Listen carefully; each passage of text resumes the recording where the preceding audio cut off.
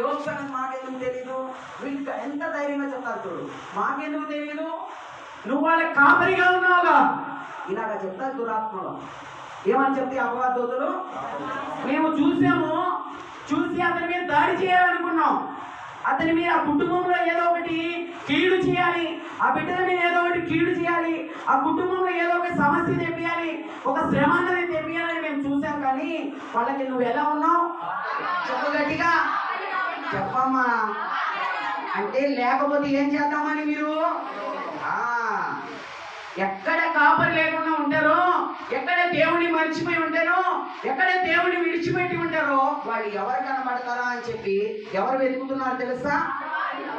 ఇక్కడ కాపరి లేని గొర్రెల మీదకి ఏ తోడేలు, సింహం, ఎలుగుబంటి ఇలాంటివి వస్తాయో, ఆ కాపరి లేనటువంటి మన మీదకి ఎవరు వస్తారో తెలుసా? అపవాది వచ్చి ఏం చేయాలని